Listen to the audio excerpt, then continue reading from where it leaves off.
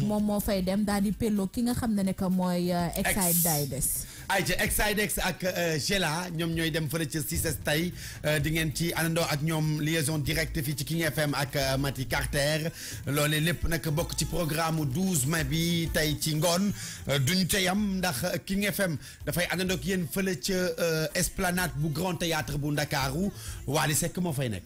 waaw Wally Seck incha allah moom nga xam ne que dafa njëkkoon jël date waaye at dese wu Habib Faye bi bu daal di ko pousse at tamit at des problème de lieu par rapport ak Pape Diouf léegi nag mu daal di décider defee ko esplanade au Grand Théâtre démb mi ngi fa woon at waa LONASE tey nag anniversaire am la fay fêté ki nga xam ne que mooy Mr DJ Cool benn animateur bu nekk King FM. benn ñebbe ci cin waaw benn ñebbe ci cin comme léegi moom la ma ñëpp di woowee Papa Cheikh Diallo lor na ma.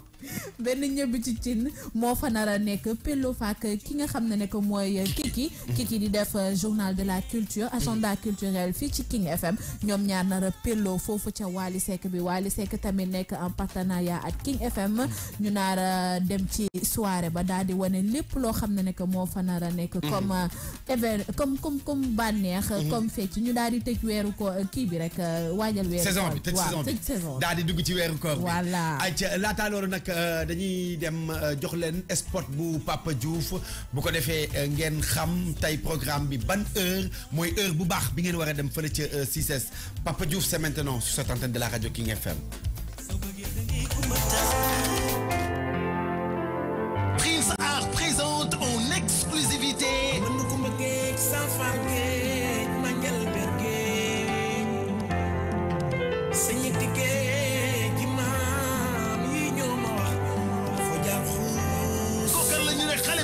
jamono kookan la ñu ne borom enjoy mu battre le record de vente yëpp site yëpp di ko xëccoo ah mbokk yi le mbalax royal de Pape Diouf et la génération consciente ñoo leen dig daje le samedi 12 mai fan la ñu ne au CICES entrée 5000 VIP 10 000 VIP prestige 20 000 ah mbokk yi la grande sortie de Pape Diouf et la génération consciente ce samedi 12 mai au CICES damani le 12 mai CICES Fossane Mbatou Moutak ticket disponible dès maintenant ci Rapidos au 33 859 38 28 infoline 77 182 20 82 wala nga dem ci dougalfi.info ah mbokk yi le 12 mai ak Pape Diouf di ngeen gis lu ngeen mës a gis ma tay di leen gi nooy mooy day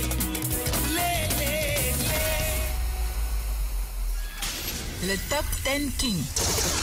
Hello, c'est Kiki. Vous voulez savoir quels sont les tubes qui font le buzz national et international? Retrouvez-moi tous les samedis à 17h30 dans Top 10 King FM. King Top 10. Participe au classement sur kingtop10kiki@gmail.com ou sur la page Facebook King FM. Rendez-vous ce samedi à 17h30 sur King FM, le Top 10 King. I know you're gonna dig this. Hey Sénégal Stand Up Retro Mix sur King FM. Rendez-vous avec DJ Nova dimanche soir de 19h à 21h. Le 100% mix. Retro, funk, zouk, cabo, disco, ndombolo, mbalax, hip-hop, etc. DJ Nova on the mix. Dimanche soir de 19h à 21h. Sunday Night Live Mix, DJ Nova on the mix. Keep mixing, bring the noise. King Rétro tous les dimanches de 19h à 21h. 100% mix rétro, cabo, funk, funana, disco, mbalax avec DJ Nova sur King FM.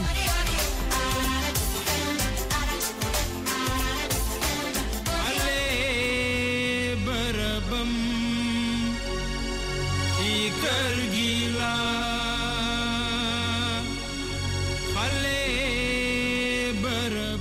À 10h02 yéen a ngi ci seen émission King Events tous les samedis de 9h à 11h ma ciy pelloog sama waay benn ñebe ci biir ci ñu koy wax DJ Cool King Events nag mu nekk émission boo xam ne que day permettre entre entreprise artiste wala képp koo xam ne que rek bëgg nga am visibilité boo fi ñëwee incha allah say activité dina feeñ bu baax a baax DJ Cool ma bàyyi la nga dalal sa gan bu njëkk bi. Voilà, merci beaucoup Bintou Lova. Donc nous allons recevoir sur cette antenne de la radio King FM et dans King Events un artiste de son nom Mortal Barzan. Mortal dégg ngeen ko rek ci suuf morceau boobu nga xamante ne moom mooy daw mu di maanaam une chanson typiquement spirituelle. Donc Mortal Barzan c'est l'auteur de Cheikh Ahmadou Bamba. moom moo way itam beral na xale yi ci sargal leen il les a rendu un vibrant hommage moom Mortala daa di wayal xale yi ñoom itam moom mooy morceau bi ngeen doon dégg noonu ñu bàyyi ko mu nuyoo ak auditeurs yi Mortala ñu ngi lay nuyu. waaw ñu ngi lay fay di jëkkool di nuyu waa Sénégal. di nuyu waa TFM. waaw waa King FM maa ngi leen di siyaar bu baax a baax di la nuyu di nuyu suñu technicien day soxna si. ayca Mortala tey ngay suñu gan ci King Events ñu bëggoon nga wax auditeurs yi ak internautes yi lan moo waral sa teewaay tey fii ci émission King Events. waaw li waral sama teewaay ci émission bi mooy dafa am benn événement bu may préparé tey jii nii mooy le 12 mai muy concert boo xamante ni concert de sensibilisation la sur l'immigration clandestine et la traite des personnes et la mendicité. waaw mu nekk loo xamante ni dañ ciy woo Sénégal gépp parce que ku ne xam na ni jamono yi ñu weesu am na ay xew-xew yu xewoon ci xale yi mu nekk ay xew-xew yu tiis ci askan wi c'est pour cela nag ñu ni pourquoi pas mënuñu créer benn concert boo xamante ni concert de sensibilisation lay doon en tant que jeunesse xam nga loolu bokk na ci li waral ñu teew fii tey concert de sensibilisation ngeen ko tuddee quoi concert de sensibilisation lan mooy thème bi ci biir concert bi thème bi à partir de 15 heures lay tàmbali. dañuy waxtaan ci traite ak l'immigration clandestine. ok. waaw ak xale yi nga xamante ni tamit nekkuñu en sécurité quoi. waaw ci loolu la ñuy waxtaan. ak tamit ñun commune bi ñu dëkk. nan la ñu war a def ba aar suñuy njaboot suñuy parents yi yan conseil la kii seeni doom di xaar ci ñoom. waaw ci guddi gi nag la ñuy continuer def concert bi. ok est-ce que association ñoom ñoo maanaam taxawal loolu wala yéen artistes yi yéen volontaire wu daal di gis ni xale yi jot na pour ñu solal leen robe avocat daal di plaider seen cause moo tax ngeen taxawal lii fan la affaire bi jógee comment vous est venue l'idée. waaw affaire bi ñun en tant que artiste biñ ko sentiree dañ ci waxtaan ak benn plateforme bu ñuy wax PPDH. mooy plateforme pour la protection et la promotion des droits humains. Mamadou Wane consultant la TFM moom mooy coordonnateur bi. biñ ci waxtaanee ak ñoom dañu loolu lu rafet la initiative bu rafet la kon dañ koy ànd defandoo ko. waaye plateforme boobu nag organisation yi mu ëmb dafa bëri. muy ONUDC Nations Unies Caifa nag xam nga. waaw ñoom CONAF ak ñëpp ñu ngi ci biir. ok 60 et quelques organisations la. ñoo ànd ak nag groupe Barzan ñu ànd pour def activité boobu. groupe Barzan ñooy joué live bi. waaw ñoom ñooy joué live bi waaw. ok Bintou. kon concert bi su ma dégloo bu baax a baax day doon caritative maanaam da ngeen ko organiser rek pour sensibiliser du doon entrée at fan la exactement ban commune la. commune de Jaxaay la. Jaxaay plan Jaxaay. waaye gratuite la. gratuitement maanaam plein air lañ koy def. exactement. ci concert bi nag ngeen nekk ak association naka la demee côté organisation bi xaalis beek ndax métti na nga organiser concert boo xam ne nekk c'est gratuit. waaw loolu lépp nag maanaam volonté rek la ñuy demee ak bëgg servir suñu peuple. parce que borom xam-xam yi dañ naan bëgg sa réew dafa bokk ci gëm yàlla. bëgg sa réew nag tekkiwul ni nga bëgg bâtiment yi fi nekk wala oto yi. mooy bëgg askan wi. parce que askan wi ñoo tax bâtiment yi am ñoo tax oto yi am. waaw kon yaakaar naa ni lépp lu nit di jël di ko bëgg a def contribution am ci réewam. mu jiital ko ci askan wi moo gën. waaye parce que askan wi ñooy réew mi bu ñu fi noppee nekk rek réew mi dootul exister. waaw suñuy dañuy def ñu ngi sant monsieur le maire Mor Sarba maire Jaxaay moom ñu ngi ciy jàpp ak yenn autorité locaux yi nekk foofu. franchement ñu ngi ciy jàpp xam nga ak yenn organisation yi ñu àndal. ok mais nekk loo xamante ni dañ ciy xaar financement wu kenn dañoo demee suñu volonté rek. ku ñu ci fekk si ñu xam ni. waaw war nga ñoo fekk si quoi. ok programme bi yamul ci concert rek waaye am na maanaam un programme bien défini bu ngeen teg boo xamante ne sànq yaa ngi koy tàmbali 15 heures lay tàmbali donc bu 15 heures jotee bu ngeen defee mise en place bi ba noppi lan mooy doon yeneen programme yi suivre. yeneen programme yi am na yeneen artistes yu ñu invité. ay gars yoo xamante ni dañuy yëngu ci sikar ak ñenn ñi nga xamante ne ay rappeurs lañu. dañ leen invité ñoom it kenn ku si nekk nga ñëw def sa contribution ci bis bi. waaye mais à partir de 15h ñun groupe Barzan am nañu ñaari prestation yu ñuy def. benn bi ci xale yi lañ ko jëmale benn bi ci immigration clandestine. waaye. ok donc comme yenn maanaam structure yu mag yi wala bokk yenn organisation yi. ñan ñooy ñi nga xamante ne ñoom ñoo fas yéene teew ci programme bi pour gunge leen ci initiative boobu. waaw ku ci mel ni ONIDC Issa Saka. moom dina ñëw def présentation. ok ci crime ak immigration clandestine. ak commerce organe yaa ngi gis nit ñi léegi ñu ngi dagg seen organe yi di ko jaay. di yóbbu nit ci yenn réew yi. xam nga di leen jaay. et cetera li nga li xewoon Libi. yooyu yëpp dina ci def benn exposition bu am solo bu paree. Mamadou Wane dina def ci mendicité les enfants de la rue xam nga waa cellule nationale de lutte contre la traite mooy ministère de la justice. ñoom it daañu def seen présentation. ci wàllu traite xam nga. ak xale yi yan condition lañ leen war a teg. ba mën leen retirer ci mbedd mi parce que nit boo ko bëggee jëlee ci barab yóbbu ko ci barab da nga koy accompagner. xam nga waaw état tamit loolu mi ngi ci xalaat parce que mi ngi xalaat pour def ay centre d'accueil yoo xamante ni xale yi bu ñu leen récupérer mën leen fa dugal pour xool na la ñuy def ba yóbbu leen seen i kër. wala soit ñu teg leen ci condition yoo xamante ni daañu mën a am bu baax quoi. man laaj buy may mujj laaj mooy que nee nga sànq musique spirituelle ngay def. waaye nee nga tamit ay rappeurs dinañ ñëw ci biir naka ngeen ko organiser ba trouver benn terrain d'entente ndax ndax rap moom at musique spirituelle dafa xaw a ute tuuti. xam nga musicien en tant que artiste. maanaam yow mission yonent nga yor. parce que yonent yi li taxoon ñu indi leen ci kaw suuf du lenn lu dul ngir ñu sensibiliser askan wi ba ñu xam ñooy kan. ak nan la ñu war a nekkee ci kaw suuf. kon artiste. tekkiwul ni kiy def rap ak kiy def mbalax waruñu mën a ànd. mi ngi dépendre ci texte yi rek xam nga. en tant que rappeur war nga mën a namm say texte ba boo ñëwee ci concert bu mel ni concert bi ni nga xam loo xamante ni soo ko waxee askan wi dañ koy jëriñoo nga def ko. donc message yu ngeen leen soxlaa ñoom. ñun message la ñu soxla quoi. ok ayca xeex boo gis am na jàppal diw mooy que ca mën ñan ñooy ñi nga xamante ne ñoo jàpp ci programme bi tey ba yëf yi mën a sotti. waaw ñu ngi sant waa PPDH. particulièrement Ndiaye Daara. ak Mor Salba monsieur le maire ak Guène Ndiaye xam nga ak organisation yi nekk foofu mooy regroupement famille xam nga ñu ngi sant aussi ASC yi même école yi sax dañuy ñëw ñu ngi leen di sant bu baax a baax ndax ñoom it kenn ku si nekk yaa ngi wane sa pas-pas ak sa yëg-yëg ci bis bi kon tey yaakaar naa ni bis ba du yomb quoi. du yomb waaw ONIDC tamit jox nañu 300 et quelques t-shirts. waaw ñoom it ñu ngi leen di sant bu baax a baax. donc rendez-vous ce soir à partir de 15h. fan exactement. Plan Jaxaay. Plan Jaxaay. Jaxaay 2. ok en face ancien police. ok. ayca donc Mor Talla Barzan comme ni ma ko waxee léegi l'auteur de l'album Sàkku Ngërëm dont Cheikh Ahmadou Bamba et maanaam xale yi donc moom moo la ñu invité woon tey ci seen émission King Events mu doon wax rek ci programme bu am solo boobu nga xamante ne dañ koo jagleel xale yi donc dañu koy jaajëfal bu baax a baax di la jox rendez-vous beneen yoon di la souhaiter une très bonne chance ci réussite programme bi. amiin yow it maa ngi lay jaajëfal DJ Cool. xam nga ndax yow ku baax nga ku ñàkk ki ñaan nga. franchement da ngay jàppale xale yi bu baax a baax ak soxna si maa ngi lay. remercier soxna Bintu. ñu lay fay bu baax sama technicien. xanaa di la defal benn woy rek. incha allah xam nga. King Events mooy rajo bi ñuy déglu. King Events mooy rajo bi ñuy déglu. DJ Cool danga cool. waat naa ni danga cool.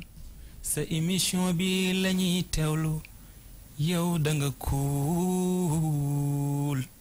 jaajëf ayca merci beaucoup Mor Talla Barzan donc ñu daal di rek jaajëfal ko gunge ko bàyyi nag beneen invité moom tam mu dellu si ñu waxtaan ak moom ci li nga xamante ne rek moom la ñu indil tey Mor Talla Barzan. xale barabam daara ji la waaye du mbedd mi al amin wax na ko sàkku xam-xam àndul ci mbedd mi sàkku xam-xam àndul ak yalwaan ci mbedd mi ñëw leen ñu ànd yar sunuy gone waaye du mbedd mi parents yi xam leen ko gone ku ne nga ca Sëriñ Saali wax na ko waaye du mbedd mi parents yi xam leen ko cellule nationale de lutte contre la terreur nee na du mbedd mi parents yi xam leen ko PPDH CONAF UNICEF jooy na ko nee na du mbedd mi parents yi xam leen ko Human Rights Watch Amnesty International nee na du mbedd mi parents yi xam leen ko ONUDC Nations Unies cay fan wax na ko nee na du mbedd mi parents yi xam leen ko Plan Pareil COSYDEP wax na ko nee na du mbedd mi parents yi xam leen ko GCLTs cay fan wax na ko nee na du mbedd mi parents yi xam leen ko Plan Pareil COSYDEP wax na ko nee na du mbedd mi parents yi xam leen ko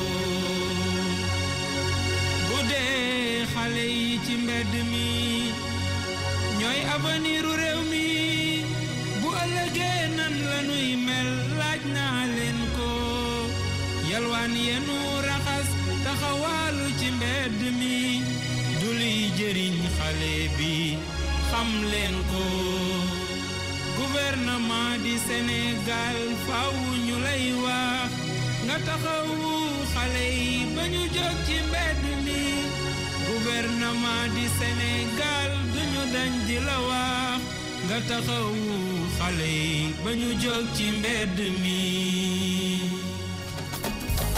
jinne su soxlaa Dakar ku yéeg daanu moomu nga ne lan nga ne jinne bu soxlaa Dakar ku yéeg daanu ñëwal ma xool jinne su soxlaa Dakar ku yéeg daanu waaw wax nga dëgg nag Adja Mathi Carter day ñëw ànd ak yéen ci King FM tous les dimanches 11h jàpp li nga xam ne moo di 14h fas yéene leen a gunge ci biir waañ yi ànd ak yéen ci marché bi waaye nag ànd ak yéen taajadoo ndékki ba ca añ ba jàppal ne nag dara du leen romb ndax nag néew ma damay dem démb de waaye dinaa gëstu tuuti sama ginnaaw waaye nag jàppal ne kuy fàttaliku laa ko daaw ci fay laa taxaw xanaa neex na ànd ak yéen ci King FM waaye ànd ak yéen ci seen mbégteeg bànneex jigéen ñi ñoom dañu civilisé am feeling maa bég ci yéen King FM lang gi lañu wax lang gi jàppal dina wuute yeneen i lang kon nag bul nangu ko la ko nettali jàppal 99.4 maa bég ci yéen you so good peace love and respect à 10h16 ñu àndoon ak bande-annonce Mathi Carter mi nga xam ne nekk fii ci King FM tous les dimanches de 11h à 14h ki nga xam ne nekk Mortala moom la ñu nekkaloon mu nekkoon suñu premier invité wu King Events moom nag mu daal di woy hommage aux enfants ñu daal di ànd ak léegi nag suñu deuxième invité DJ Cool.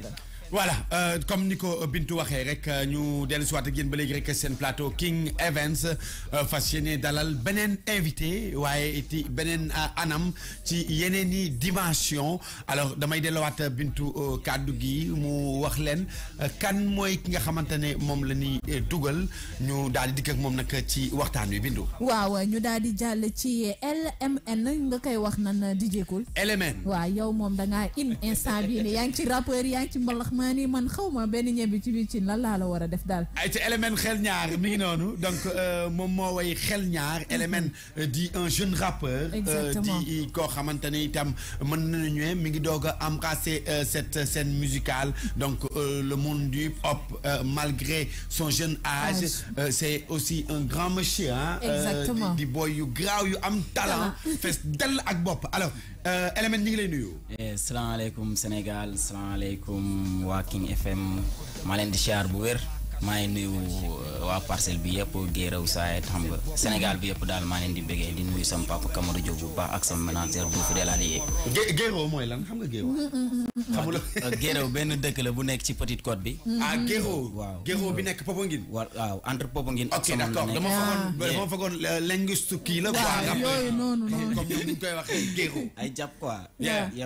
ok ayca donc Element est-ce que mën nañu xam lan moo waral sa teewaay tey ci King Events. waaw di rafetlu émission bi tamit d'abord avant may wax dara donc dama fi ñëwoon pour promouvoir benn sound boo xamante ne c'est spécial quoi. parce que def nañ ay saayfa nekk ci mbedd bi mooy jongante ñiy teg ci mbedd bi. pour rappeurs yi nga xamante ne ni kenn xamagu leen quoi pour ñu wane seen bopp pour gars yi bàyyi leen xel. def nañ ko yu bëree bëri jël nañ ci lu bëree bëri. donc gars yi di ko xaar ñu génnee benn sound bu tudd Love and Respect muy wax ci mouvement hip hop galsen bi quoi. Love and Respect. ko Bintu moo ci war a mën a gën a wax de Bintu Lova. Love and Respect. waaw da ngay bëggante ba pare waaye day ànd ak respect si je me trompe pas. waaw dëgg waaw exactement. noonu la demee parce que booy xool sax dafa tënk li ne ci hip hop bi yëpp quoi. hip hop galsen bi parce que. hip hop galsen bi kaay à chaque fois dañuy coow pourquoi pas mu international. mais mbir mënul international bu xoli àndul. buñ nangulantewul quoi buñ bëggantewul buñ joxantewul cër dara du dox quoi muy lépp lu mënti doon rawatina nag ci mouvement bi ñu nekk nii nga xamante ne dafa soxla soutien war a récupérer waat place bi nga xamante ne perte na ko ci niveau international bi quoi. exactement. mais yéen ñi nga xamante ne yéen a yëngu ci wàllu hardcore. yéen en général du ngeen bëgg di way ay love ak xeet yooyu parce que gars yi dafa am beneen xeetu gisin bu ñu leen di gisee dafa am beneen bët bu ñu leen di xoolee bu ngeen duggee ci ay gaamu mbëggeel. mais dafa mel ni léegi yéen loolu da ngeen ko bannir waaw xam nga gars yi à chaque fois parfois dañuy jaawale tuuti. parce que boo xoolee définition hardcore dëggantaan njaay. mooy wax dëgg di xeexal sa dëgg quoi parce que boo xoolee Youssou Ndour laa lay wax mbalax lay def. am na sound yoo xamante ne nii hardcore la. ay sound Youssou Ndour yoo xam ne hardcore la parce que mooy wax li nekk ci suuf ñi nga xamante ne sont les voix des sans voix. mu teewal leen représente leen waxal leen pour ñu mën leen dégg. ak ay conseils yi muy joxe ci ay soundam donc loolu hardcore la quoi parce que loolu dëgg la loolu mooy hardcore quoi waaw mais xam nga à chaque fois musique amul frontière quoi. ku nekk tamit xam nga yaay choisir li nga bëgg a def nga def ko. ñun tamit dañuy respecter rek nit ku nekk choix bi nga am. pour ci sa carrière musicale. ni nga koy defee xam nga dañ koy respecter ba pare xam nga nekk ci lu ñu war a nekk quoi. côté événement fan nga si toll. waaw d'ailleurs yàggul dara bi ñu jugee ci benn événement bu ñu tegoon Guéréo. le 3 avril franchement gars yëpp ñëwoon support affaire yi nice xam nga. donc ñu ngi joxaat gars yi tamit yeneen rendez-vous pour ñu waajalaat. xam nga incha allahu rabbi dinañ def tournée Sénégal bi yëpp si kàttanu yàlla mais daa am lu ñuy xaar rek. ok incha allahu rabbi tamit Guéréo bi land bi tabaski bi à chaque fois dañ ko fay teg. ok est-ce que mën nañu xam Love and Respect moom kañ la génn. Love and Respect yaakaar naa yéen a ko njëkk a teg. Love and Respect tey la génn. loolu mooy particularité King Events. donc dañuy fexe saa su ne li bees liy génn ngeen koy njëkk am fii en exclusivité ci King Events. alors Love and Respect loolu moom mooy li nga génnee moom mooy sa premier single ah. non nekkul sama premier single. waaw génn naa ay single yu bëri kay mais just période bi mu génn mooy période boo xamante ne nii moom la hip hop bi laaj. moom la galsen bi laaj. moo tax ñu à chaque fois ñun dañuy essayer di nekk à jour. noonu la demee moo tax ñu génn ko quoi mais génn nañ ay single yu bëri. c'est une chanson qui est venue à son heure quoi. jot na nag pour que gars yi xam nga ñu dund peace love and respect waaw te xam ne xam nga ñun ñoo mën jàppalante suñ biir quoi à chaque fois damay seetlu ay sound Boy Dip. à chaque fois loolu la doon kaas. gars yi duñ ñu jàppale gars yi dañoo soxorante gars yi dañuy ñaanante te loolu gàcce la. boo gisee mbalax maan yi à chaque fois ñoom dañuy réussir si li ñuy def parce que xam nga waaw li ñuy wane daal mooy ñun li ñuy gis mooy que ni ñoom ñëpp benn lañ ko waa da ngay gis benn Youssou Ndour teg invité Wally Seck teg invité Youssou Ndour xam nga mais loolu war na mën a am ci rappeurs yi quoi mais bu kenn jàpp sa morom ni kii moo may xeex non kii bu génnee man damay fay non kii ku nekk sa wërsëg da nga ko sa wërsëg yàlla bind na ko ba pare incha allahu rabbi di nga si jot quoi. noonu la demee mais Bintu yow booy rappeurs yi jaaxaluñ la yow c'est-à-dire ñoom bu ñuy wax tu as l'impression que ni ñoom judd nañ depuis Mathusalem. maa la ko wax dañu c'est-à-dire seen maanaam brain mooy daw quoi. ay ndongo daara lañu rek xam nga ñu yar ñu tamit xam nga maa ngi nuyuwaat sama yaay bu baax sama yaay Rokoy Diouf depuis Guéréw di nuyu sama papa Kamadou Diouf depuis Parcelles di nuyu sama waa Gàlle yëpp waa Parcelle bi yëpp ñëpp a ngi leen di déglu. aja lan mooy message bi ci Love and Respect message contenu son bi. waaw Love and Respect bi mooy que ni gars yi nañ ñëw. booloo juboo nekk benn xam nga ñu dund one love quoi. one mic one heart. ñun ñëpp ñoo bokk lu ñuy représenter. lii destin la rek yàlla daf ñoo natoo ku nekk di def musique ngay def hip hop donc yoon bi nga nekk li nga nekk gëm ko nga nangul sa morom li mu nekk. loolu moo mën a am jàmm am ku nekk bay sa waar wërsëg bi nga ci war a am loolu yàlla rëdd na ko ba pare da nga koy jot ala kulli haal. mais bul liggéey sa morom bul jàpp ni sa morom moo lay teree dem xam nga loolu yëpp ay faux débat la quoi ay affaires yoo xamante ne mën na ñàkk ci hip hop bi. ok donc Love and Respect su ma la déggee état d'esprit la quoi. yamaan noonu la demee nag noonu la demee état d'esprit la xam nga résumé li na ci hip hop Galsen bi yëpp dans 2 minutes 48 secondes. 2 minutes 48 secondes alors laataa ñu koy libéré Bintu dañu koy bàyyi mu may ñu moom en acapella nu ngeen koy waxee. freestyle c'est-à-dire ñun mbalax maa di ñooy wax acapella quoi. donc en freestyle. ci morceau bi nga xamante ne moom mooy Love and Respect. let's go. Element xel ñaar ngay dégg Guéréw side wu sëp pied capitalu rap yamaan ba dawaayes mam xaa char gaayeb cat ba cat yow rocceeku àddunay puukare naas live gis baatin bi xaafis tarxiis gis ci ay xaadis hip hop bu amul peace love and respect tarden ndax baatu kan mooy real ak fake maafi dàkk rap fësul ci xeexal askan bi njariñal jariñe raar fen féete gas kan bi tur la ndëm li ngay daj sa live wane beneen facette kaddu mbalit jib ci sëkk aaru mbedd bi la facette fa ñuy fowe 6 rocceeku dundal fa set. Yeah, for my man Element. Freestyle feature King FM. So my name is DJ Koon and I'm just here for making you happy. ay te jaajëfal nañu ko bu baax a baax Element donc moom mooy nekkoon sunu invité ci King Evans mu di deuxième invité bi alors Bintu lan nga koy wax laata. waaw dama ko naroon wax mu lancer message mais à travers son bi nga xam ne que mooy Love and Respect. jàllale na message bi ba pare di ko souhaiter bonne chance di ko wax ne que rab baa ngi nii yoon bi gudd na waaye incha allah. lumière bi di nga ko jot. merci beaucoup waaw damay profité rek di béggee waa parcelle bi yëpp cat ba cat di nuyu sama papa Kamadou Diouf ak sama waa Gàlle waa parcelle bi yëpp maire yeeg ñëpp di nuyu waa Guéréw bu baax waaw di nuyu grand yi nga xamante ne ñoo nekk diñ jàppale parce que ñun kese mënuñu def lépp. ay Damb Njool xam nga ay Def du fidèle allié sama ménagère moom day def lépp à chaque fois xam nga tey sax mën naa wax ne moo ma yee xam nga lu bëri da siy jàpp du nuyu waa Guéréw bu baax a baax di bëgg naa tamit ngeen découvrir Guéréw quoi à chaque fois dama koy wax xam nga te incha allahu rabbi waaw am na lu bëri loo xamante ne bëgg nañ ko def pour Guéréw quoi du nuyu waa Element xel ñaar famille bi yëpp double hip hop service lu dul rap Galsen ak kuru yëpp ak gars yi nga xam ne dañ may suivre ci internet bi xam nga ak ñi nga xamante ne dañooy suivre ci WhatsApp bi ñëpp maa ngi bëggee ñëpp cat ba cat quoi di wax ne dañoo am saayfa suba incha allahu rabbi Parcelles Assainies face camp sapeur pompier amul fii nga jug dëkk amul fee nga dëkk da ngay ñëw nga joxe flavor ñu wane ñu dund one love peace love and respect. yes sir. ayca mi ngi noonu donc événement bi demain lay doon incha allahu rabbi en face sapeur pompier bu Parcelles Assainies ay donc Element moom mooy ki nga xamante ne rek moom moo représenté gars yi nga xamante ne ñoom ñoo war a def événement bi donc ñuy big up for my man Djily big up maximum de respect ñu ngi koy jaajëfal bu baax a baax alors Element donc on se retrouve inchallah rabbi prochainement ci yeneen maanaam événement ak yeneen son yi war a génn jaajëf ayca merci beaucoup amoon naa seen yóbbante quoi waa Leewyoos gang ñu leen di nuyu quoi Leewyoos gang ay Am6 ay Cheikh Naar xam nga ay Mbaye Diouf George ay Abdou Zidane xam nga big up du fidèle allié big up jaajëf mbedd for life ayca merci beaucoup let's go Joe maa fi dàkk rap fasul ci xeexal askan bi njariñal jariñe raar fen féete kaskan bi tur la ndëm li ngay daj sa life wane beneen facette kàddu mbalit jib ci sëkk aaru mbedd bi la facette fa ñuy teg ñëpp ci njub ak naaw les duñ la fa seet géemu 666 lang of dundal facette wàlli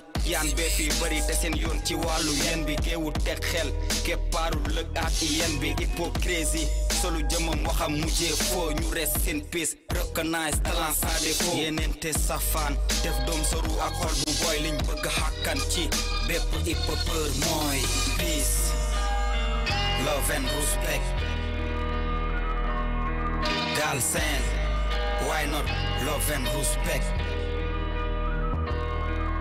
we need peace love and respect love and respect love and respect love and respect boy diw am na talent naa ko signé mën ko nëbb naa ko dig gis kër oto ngir mën ko dëbb émission talent caché joxal chèque ñu mën la teg am ñuy wet get seen bopp rek ngir mën a bég 8e position nga nekk joo est-ce que ding ko xaar say morom rek ay tàkk fii waaja goo sa xaar MCB maa ko taal moo jafal bëgg ma fay dig jëbale ma ko jaay démb tey mu fay ma ay kaddu meloman rappeur yi fii joxuñu cër carrière rappeuse pour tàkk foog nga tekki sër concours yi kay moo delloo move bi nasi biin jàmm gën ay moo toxoon ma ne naa si bind ñaata crew ñoo ci tas ñaata niggas ñoo ci off ñaata fen lañ ci nas ñaata MCs ñoo ci dof jàppe sa nawle mbaam foog ni yaa ko war a war comme ñoo bokk benn move fexeel dégg daf la war we need peace love and respect Galsen why not love and respect we need peace love and respect love and respect love and respect love and respect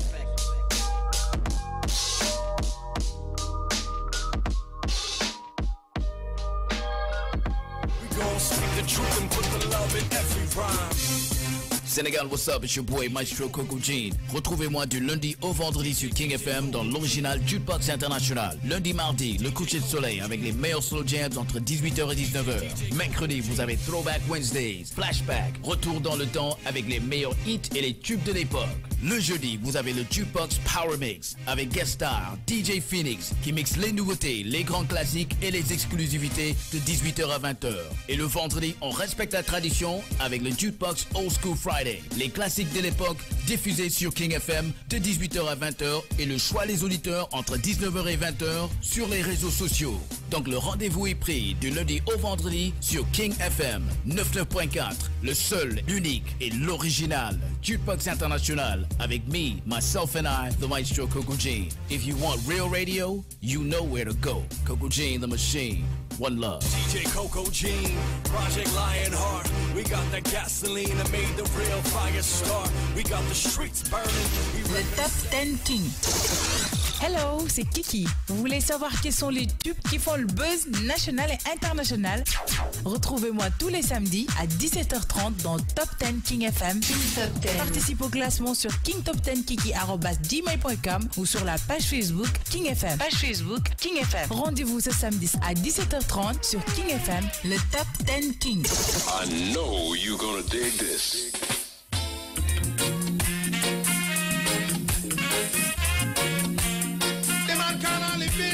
King FM 99.4. When I hear that screaming, alright, we tell them to Gaza City, only be like King FM la. Yo, when look and know, Gaza City, Gaza Town, only be like King FM la. Retrouvez Gaza City, la nouvelle émission Dancehall Sound System numéro 1 avec Olibi, tous les dimanches de 18h à 20h sur King FM 99.4. Reggae music non-stop with the man called Olibi, tous les dimanches, en streaming live, digital.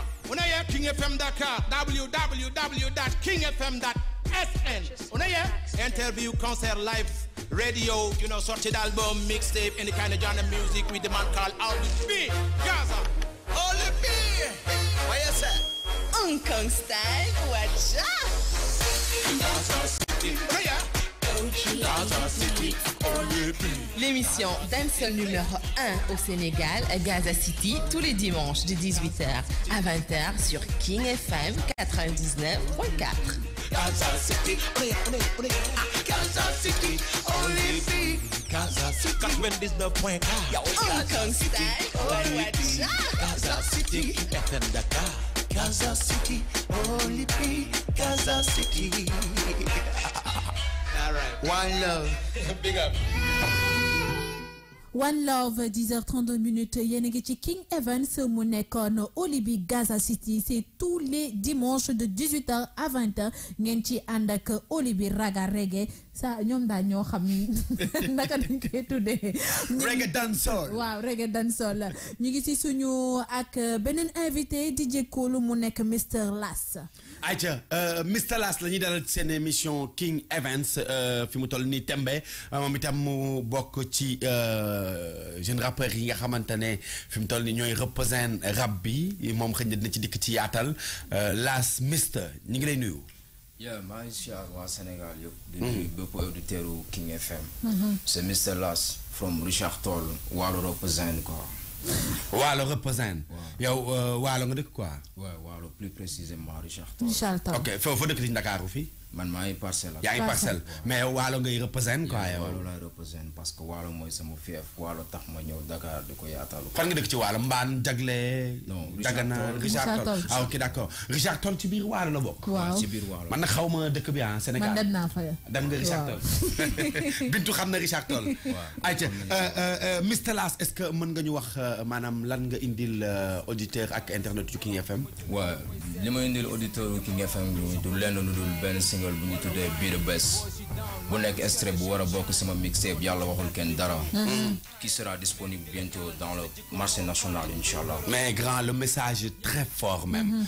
yàlla waxul kenn dara mais booy mais c'est-à-dire man dañ may dépasser ci imagination parce que seen xel moo rëy. c'est-à-dire pourquoi yàlla waxul kenn dara. parce que bu ñuy njëkk di rap instant yooyu dañu doon nekk ay 5 personnes. affaire dem di nekk ay 3 personnes. tout le temps endroit bu ñu doon répété. c'était à Richard Toll quoi. mais dafay nekk benn zone bi isolé wu foo xam ni kenn du fa nekk ñun kese ñoo fa doon toog di def suñuy son di def suñu ay freestyle affaire yooyu. ok ñu doon dem ba benn instant man kese maa fa doon nekk ci àll bi di répété. après je me disais que ni je suis dans le vide. di def li may def mais un jour viendra certes vide moo ma wër à cet instant mais dina ñëw ba jour boo xam ni public bi moom mooy wër quoi. et je me disais que certes man kese maay def li may def mais bés dina ñëw fi ma bëgg a dem naa fa yegg quoi après je me suis dit yàlla waxul kenn dara dans ma tête. après bi ba amee opportunité def benn produit je me disais que sama produit bi yàlla waxul kenn dara laa ko tuddee parce que bi mu mettee man quand j'étais seul je me disais que yàlla waxul kenn dara. waaw donc comme on le dit la patience est l'art d'espérer. donc boo nekkee ci benn affaire gëm ko yàgg dina ñëw quoi. loolu moom mooy yàlla waxul kenn dara donc nañ ko gëm rek nekk ci quoi. comme ni ko waa Tigrim bi di waxee ngëm-ngëm du faatu quoi. ngëm-ngëm du faatu. aja donc loolu moom mooy titre single bi waaw Be The Best. Be The Best quoi. Be The Best. Essaye d'être le meilleur. oui dañ graaw. Be The Best. alors là tu essaies d'être le meilleur. ouais j'essaie d'être le meilleur. mais comment naka nga fas bëgg a joobee loolu. par exemple xam nga musique sensation la. ku nekk li ngay sentir rek li ngay feel moom nga exposé ci grand public bi quoi. man je préfère won public gu Galsen lu nekk ci man à ma manière de faire quoi.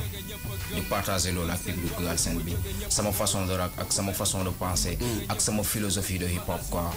ak wane ni Galsen tamit waa Waalo am nañu ay message ci hip hop am nañ seen part ci hip hop te incha allah à l'avenir daañu ci xam dara. mais message bi Bintu est-ce que dina ci bokk par exemple Waalo ku ne xam na ni quand on parle de Waalo on pense automatiquement à l'agriculture. ñu wax ci mbay mi ku ne xam na ni xaal mi Waalo lay jóge est-ce que rappeurs yi ñoom bokk na ci seen i maanaam gamme pour ñu plaidel maanaam mbay mi xaal meeg yooyu exportation beeg affaire yu demee noonu est-ce que yooyu bokk na ci seen i rap. je pense que baykat yu nekk Richard Toll surtout côté ceeb bi moo fa gën a bëri la ñuy bay quoi. ceeb bi fa lañ koy bayee. waaw ceeb bi fa lañ koy bayee quoi. je pense que ñooñu am na lu gën a urgent loolu mooy travail yu nekk CSS. waaw compagnie sucrière. waaw compagnie sucrière bi surtout saisonniers yi quoi gars yi di gor gattax yi. ñooñu ñooy gën a soxla assistance que par rapport ak baykat yi certes soxla nañu assistance mais saisonniers yu nekk CSS seen cas moo gën a alarmant que par rapport ak. baykat yi fa nekk ok mën nañu xam est-ce que Mr Las ban style de rap lay def hardcore soul lan nga ciy def yow. ouais man sama style de musique moom dafa un peu classique quoi. je suis très classique mais cela n'empêche pas que dama ouvert ci lépp loo xam ne ce qui se tourne autour du hip hop dama koy def parce que avant mooy doon rappeur mélomane laa door te artiste moom waroo am benn barrière bi ngay créer sa bopp waaw man du ma am barrière musicale lépp loo xam ni fil naa ko ba pare man sama bopp en tant que Mr Las dama koy def partager ko ak public bi amoo problème pour loolu. exactement suñu ne King Events rek maanaam seeni événement ñoo ñu gën a intéressé foo ci toll en ce moment. waaw en ce moment dañ fi nekk pour promouvoir single bi nii buy annoncé sama mixé bi war a génn après koor gi incha allah. bu ñu tuddee yàlla waxul kenn dara. produit par Loy Studio Penku Side Simon bu Jolo for Life moo njëkk a promouvoir loolu parce que moo ñëw Richard Toll fekk ma may rap ni ma booy kaa ñu dem Dakar nga def son moo ñëw enregistré son bi touché ko lool il m'a dit pourquoi pas boo ñu def ko projet ci la ñu gën di job loolu di job ba sama gars yi ñëw jàpp si wàllooy actuellement wàllooy ñooy produire affaire bi ak Penku Side mais man damay dégg Bintu ñoom ñuy wax mixtape mooy lan mixtape c'est-à-dire c'est un produit boo xam ni par exemple nekkul produit boo xam ni bit di la plupart temps ay download lay doon mais da nekk benn produit boo xam ni da nga koy joxe vite fait pour am un certain statut quoi par rapport ak sa niveau d'underground pour mën a yéeg ci kaw pour gars yi xam la parce que mënoo xëy tëb rek génne album parce que album ça demande beaucoup de moyens parce que boo génnee album di nga def ay tournées yu bëri ci Sénégal wala all around the world mixtape mën nga ko génnee def ci ay showcase affaire yooyu mu yàgg mais mixtape ñaata titre lay doon benn titre ñaar ñett non ça dépend de l'artiste quoi mais maximum 8 titres 8 titres mais 8 titres boo tuddee mixtape je pense que mën nañ ko woowee album parce que album booy xool de 6 à 8 voire même 12 titres lay doon mais c'est-à-dire que image bi album am mixtape amu ko parce que album ça demande beaucoup de moyens yëpp dañ ko war a dafa nekk sa identité quoi lépp dafa war a nekk sa identité mu nekk loo xam ne dafa personnel c'est créativité artistique bi quoi c'est lépp quoi c'est lépp ñu xam ne lii c'est propre à Mr Las quoi muy ci son yi muy ci lyrics yi muy ci lépp ci album bi ok alors Mr Las moom moo génnee son boobu di Be The Best donc moom mooy son bi titre bi annoncé sortie mixtape bi sortie prévue quand sortie prévue instant yi jàppaguñ après le Ramadan après Ramadan bi ci ngeen doog a xam exactement bis bi muy génn mais yaa ngi jox rendez-vous gars yi après Ramadan bi incha allah gars yi nañ ko xaar Sénégal yëpp nañ ko xaar incha allah doomu waalo mooy ñëw faire le hip hop à sa manière partager ko avec le grand public du hip hop Galsen ok ayca Bintu ban kàddu la maanaam Mr Las di tàggoowe auditeurs yi lan mooy message bi nga bëgg a lancer à l'endroit de ceux qui t'écoutent message bi muy lancer mooy surtout sama jeune kii mun naa wax sax sama jeune camarade yi ne ci underground bi jusque nañu gëm seen bopp gëm ni nit ku nekk li la yàlla war a jox du doomu aadama moo la koy xañ na nga gëm li nga gëm sa bopp ni xam ni tôt et tard incha allah ça va venir quoi waaw ayca Mr Las moom mooy artiste bi nga xamante ne rek moom la ñu invité tey ci King FM ci King Events pour mu présenter single boobu wala bokk nu ngeen koy wooye ñoom dañu am seen façon yi appellation bopp ñoom ñun ñooy wax single en général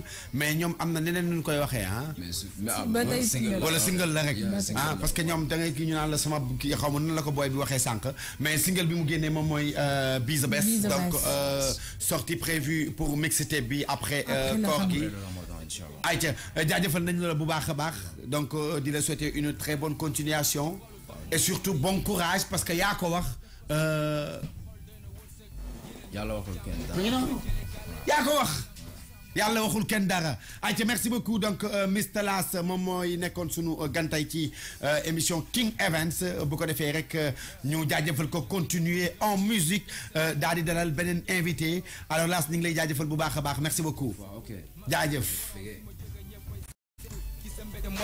soxla wuñu koon wala wine boo si down mind bu sell sunshine doxantu ci mbedd mi bro sometime mairie di la ñaanal ndax sa jikko moo fine këroo kër ba cër waroo fër ci boolu dofu mbedd mi léegi pas di maa di tere def ko sa ennemi sa xol doy na wërsëg yéen jàmm li nga jële gàlle ci mbedd nanga ko sàmm sol ko ni dàll bro munoo ko use dil booleen xàll ñëppay am 12 yeah I love a will go get a be the best don't forget where you come from King FM tenga am jom jëf day west bul di def lu lay gestu loo I love a will go get a be the best don't forget where you come from gëm sa bopp tenga am jom jëf day west bul di def lu lay gestu loo I love a will go get a boy bëggul lu nooy get a boy di nga xulli bëtu looy get a boy du ñor di gangsters get a boy ñëpp ay fences bàyyi nañu fight fees bay dugg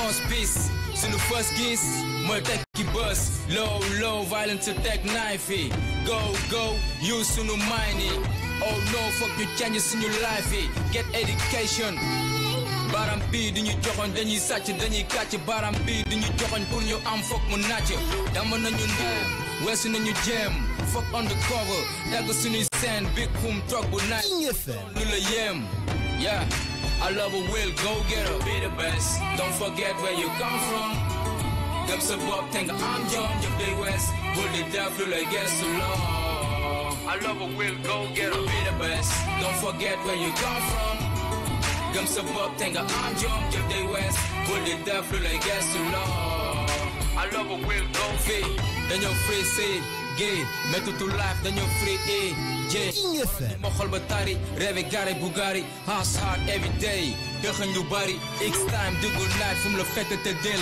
government bi sunu future la paquet te kill bul xaar kenn ci lenn sa côté nga jeng sax na ay laaf mën na naaw lu mu kawe day tëb moo lay wax fooy xool ku la a lay bët bu dee laaf bi championnat la fexeel am kër jéem a make ay $1,000,000 bay dundal ay sët pour sa sunrise def sa choice sëgg gaay sa bon your eyes am na lu bon recognize the bottom to the top nothing to something look at my face on the mirror yeah I love a will go get her be the best don't forget where you come from gëm sa bopp te nga am jom jëf day west bul di def lu lay gestu loo I love a will go get her be the best don't forget where you come from gëm sa bopp te nga am jom jëf day west bul di def lu lay gestu loo I love a will go get her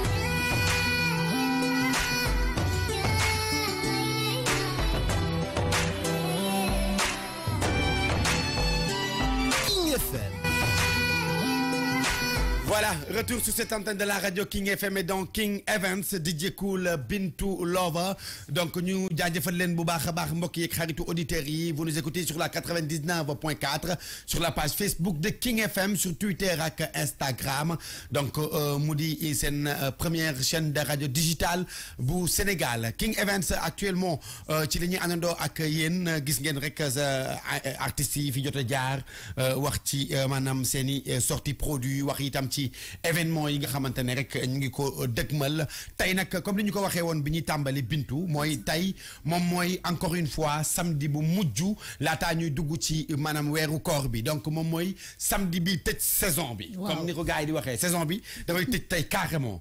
ci mooy dernière samedi bi ndax samedi bi di ñëw daf ñuy fekk ci biir koor gi. alors ci biir loolu nag tey ku ne xam na ni Ndakaaru tey dina yëngoo nu ne. Ndakaaru dina yëngoo nu ne parce que bari na tey foo ci dem mën a dem foo xamante ne gars yi ñu ngi fay produire en live donc les bons coins et les recoins de Dakar fii lañ leen di joxe programme bi fii ci King FM et dans King Events donc damay jox Bintu mu wax leen Youssou Ndour encore une fois fan lay nekk tey ci samedi bi. waaw di leen wax ne nekk Dakar by Night King FM la événement yi nga xam ne nekk day am yëpp tey King FM dina fa nekkat équipe am animateur bu ci nekk dañ leen di ne caraax fenn rek ñu daal di couvrir soirée yi nga xam ne nekk moom la ñu am Youssou Ndour tey à partir de 19h fële ca Radisson nag mi ngi ci ànd ak waa SID projet bi nga xam ne nekk NBA américain basketteurs yi ñoo jóge États-Unis ñëw Youssou Ndour di leen tëggal tey ñu nar ci ànd ak at Lisa Georgia at Gela ñoom ñoo fa nar a nekk tey fële ca CICES nag ñu ànd ceeg Pape Diouf nag moom mu nar a tëgg tey ñi ci ànd ak at DJ Exidex at ki nga xam ne ne que mooy Gela ñoom ñaar ñu pelloo foofu pour terminer at suñu Dakar by Night bi ki nga xam ne ne que mooy Wally Seck ma nga ca Esplanade Grand Théâtre foofu nag benn ñebe ci biir ci ñu koy wax Jiji Cool moo fa nar a ànd ak Kati ñoo fa nar a def couverture événement bi maanaam King FM Dakar by Night tey nag tëkk sa bënn saañ ba réer comme nañ koy waxee. ayca tëkk sa bënn saañ ba réer lay doon tey ci diwaanu Ndakaaru ak ci King FM sur la 99.4 donc Bintu wax na leen ni programme bi di tëddee tey dina bokk yamul foofu parce que am yeneen programme dina bokk itam ci tey programme yi war a am sunu artiste invité bi nga xamante ne moom la ñu war a dalal léegi moom itam dafay jouer tey dafay tëj saison moom itam waaye fan la koy tëjee ak lan la fas yéene dinañ ci dikk léegi ak moom dañuy déglu ñaari bande annonce donc muy bu Radisson ak bu Papa Diouf ñu dalal nag sunu invité moom itam mu wax ñu lan la nar tey pour tëj saison bi c'est maintenant. Sport for Education and Economic Development, SEED, vous invite à fêter ses 20 ans. Ce sera à l'occasion d'une grande soirée autour du thème Africa Now qui va clôturer la 16e édition du Hope Forum et marquer le début de la célébration des 20 ans de SEED, samedi 12 mai au Radisson Blu. Le Hope Forum, événement phare de SEED au Sénégal, se tiendra du 9 au 13 mai. Une occasion de revisiter l'état de l'art du basket avec des hôtes de marque venus des 4 coins du globe, mais aussi d'offrir un espace de convergence pour une Afrique debout et forte. Samedi 12 mai au Radisson Blu. De la décoration africaine au défilé de mode tradimoderne sous la roulette de Adama Paris avec Mamfa Gay et Batidjoum. En passant par la restauration africaine. Le tout en musique avec Youssou N'Dour et les Super Étoiles et Papé Cher en première partie vont compléter ce beau tableau pour cette nuit de communion et de solidarité africaine. Rendez-vous est pris au Radisson Blu à partir de 19h. Africa Now. L'Afrique c'est nous. L'Afrique c'est maintenant. Prince Art présente en exclusivité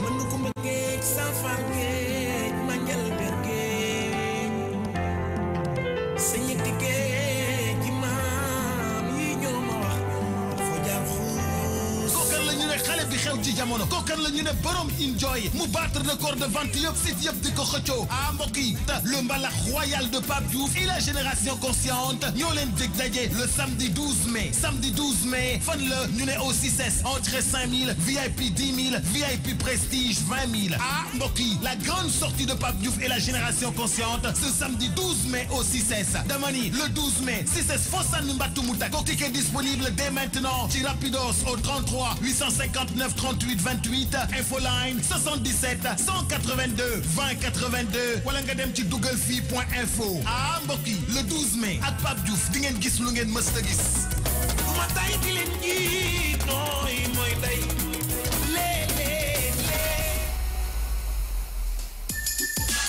Hey les gars, salut tout le monde. Croquez dans du bonheur, bienvenue dans King Détente.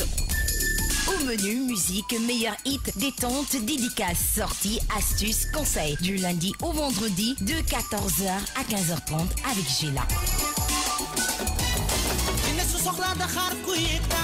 moomu nga ne lan nga ne jinne bu soxlaa Dakar ku yeeg daanu ñëwal ma xool jinne su soxlaa Dakar ku yeeg daanu waaw wax nga dëgg nag Adja Mati Carter day ñëw ànd ak yéen ci King FM tous les dimanches 11h jàpp li nga xam ne moo di 14h fas yéene leen a gunge ci biir waañ yi ànd ak yéen ci marché bi waaye nag ànd ak yéen taajaloo ndékki ba ca añ ba jàppale nag dara du leen romb ndax nag néew ma damay dem démb de waaye dinaa gëstu tuuti sama ginnaaw waaye nag jàppale kuy fàttaliku laa ko daaw ci fay laa taxaw xanaa neex na ànd ak yéen ci King FM waaye ànd ak yéen ci seen mbégteeg bànneex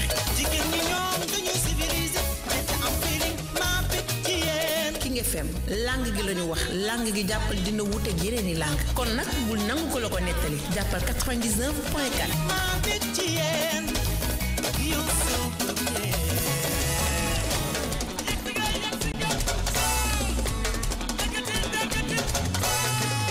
Attention, du nouveau sur King FM.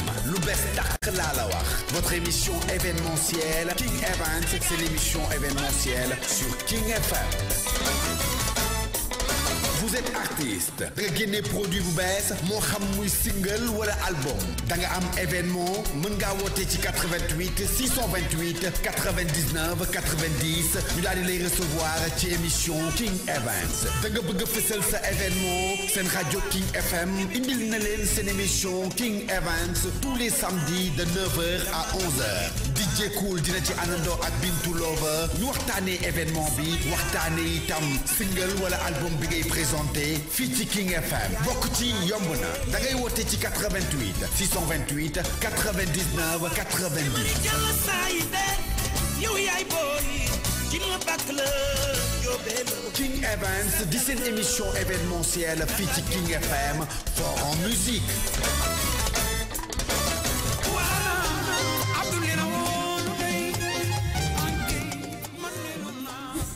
neex na ba noppi à 10h52 yéen a ngi ci seen émission King Events nag di dalal képp koo xam ne nekk rek am nga événement bëgg nga visibilité boo ñëwee fii ci King FM ñu daal di la dalal bu baax a baax ñu daal di nekk ak suñu dernier invité su ma juumulee mu nekk Abdou Galas Baye Mbène di la wax dalal la jàmm.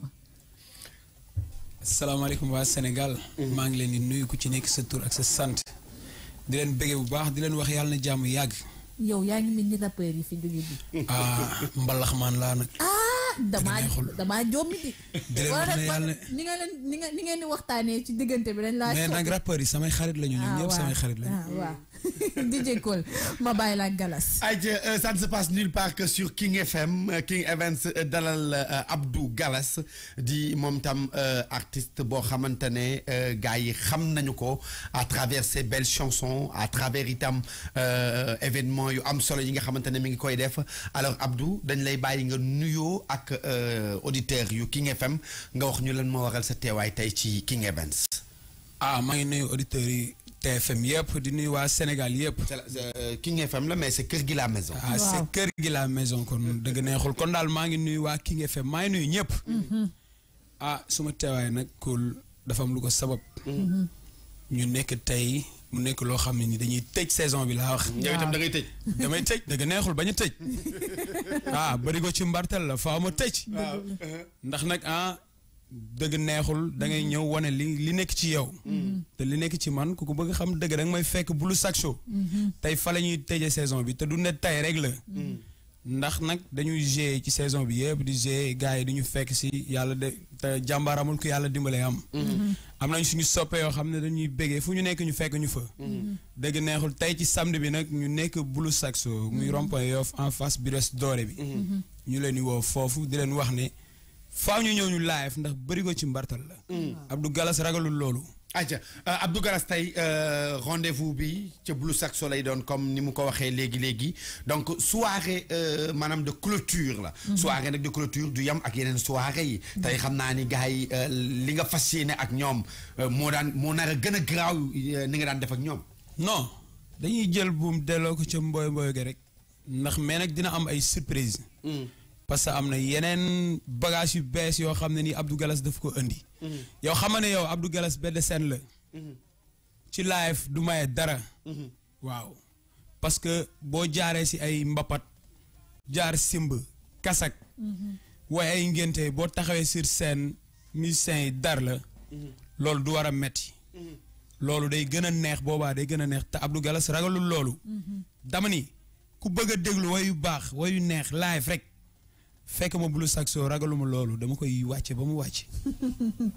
waaw Mati Carter Dieng maa ngi koy nuyu moo envoyé message bi nee na mu ne nee ko ndànk rek King FM mooy TFM ak saison yàlla bi saison yàlla bi lay tëj baax na Galas Abdou Galas waay. c'est vrai que fu ñaalu gi laa ko dal jël waaw. dëggal Abdou. samay soppe woon naa leen. doomi gar mi day ñemee jam-jam lool we xodala ci mbaam gay le fàtte la baaxoo te wax ngaan ci biir géej jooy nu ko neex lay yëngoo ku li nga namp traite lay doon ci yow saabu yëngoo nga jug ragaluma fa ma jëm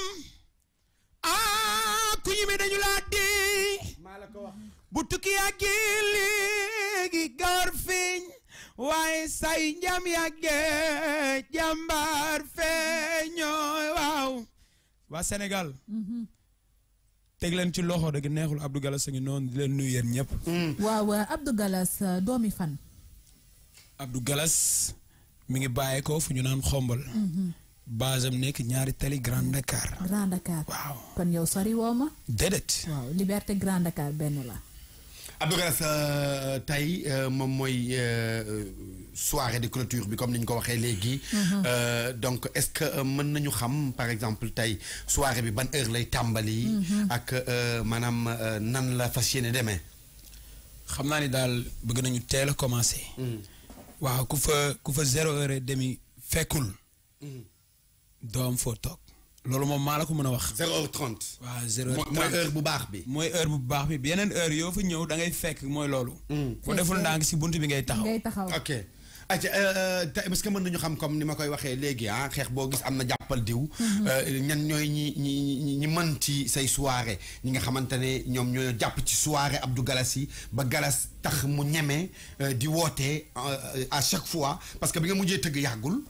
yaa ngi ni di tëggaat tey am na ñu nekk sa ginnaaw ñooñan la. waaw damay nuyu suma mag ji ma bokkal ndey ak baay mi sëñ Fallou. borom Saara Mbara Mbay moom ndeysaan dafa def ci ñun lu baree bari muy way ni way mbapat ak si mag dañu ànd ak moom galère trop. moom mu jàpp ci sunu carrière nag ma koy nuyu mu nekk mag ju baax. borom tëlal. waaye borom tëlal yaa ma gën a xam bu loolu weesoo nag. Papa Diaw sama xarit dafa jàpp ci suma carrière. mais nag am na ñeneen ñu jàpp ci ginnaaw nañ laan Kulem Dioum Ismaïla Diop. bis bi nag ñu jël ko di ko tuddee ko sëñ Fallou Mbacke borom xaar yàlla. tuddee ko Ibrahima Gumbala. bu docteur Abdoulaye Makhtar Diop. yaa ngi comprendre. tuddee ko ay ndaanaan yu bari yoo xam ne nii ñi ngi waaj te prévente jënd nañ ticket yëpp sax. d'abord ba maye ko. kon moo tax ma ne la cin bokkul safin. ndax ku ci nekk am na ñu lay bégee. te Abdou Galas am na ñu koy bégee. dëgg la nag mu toll ci def single defagul clip. te bientôt clip baa ngi ñëw. kon Abdou Galas a ngi ñëw. Abdou Galas a ngi ñëw. ayca cin bokkul safin bu cin bokkoon safin dooma yakkal duma la yakkal. loolu la Abdou Galas wax donc moom la ñuy tëjee émission bi. donc ñu koy jaajëfal bu baax a baax Abdou on se donne rendez-vous ce soir à partir de 0h30. comme ni nga ko waxee fële ca Blue Saxo nekk ci rond point Yoff en face hôpital Philippe Maguilène Senghor. waaw foofu la nekkee donc Bintu.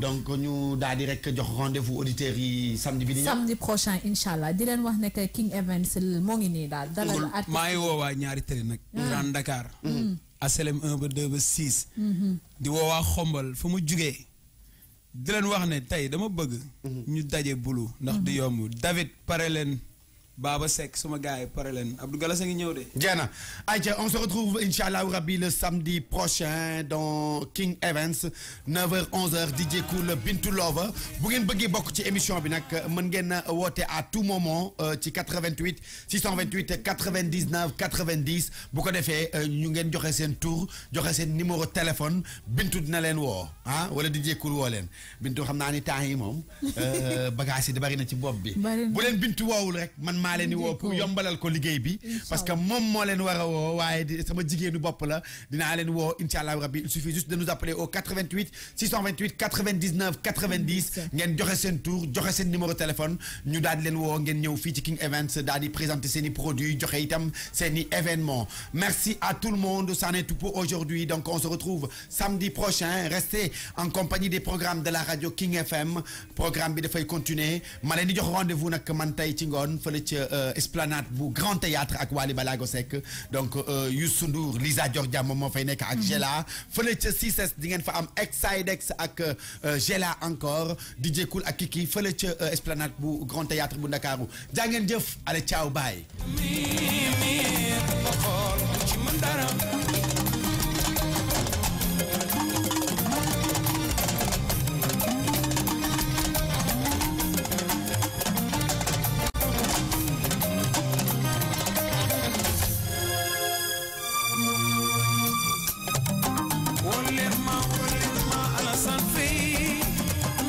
King FM.